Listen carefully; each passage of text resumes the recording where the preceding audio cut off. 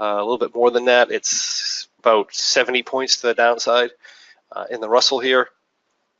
which is unusual that I can hang into it. And if it goes up, I can't lose, but if it goes up a lot, I'm only going to make maybe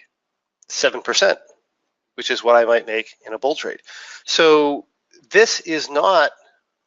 a bad option, because as long as I can allow myself the same downside room that I have in a bull trade, and I can get myself a profit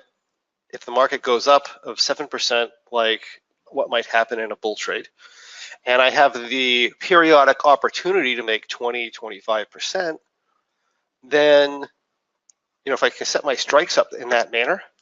then that makes a static trade that's, again, easy to manage, that has a percentage of return similar to what you're going to have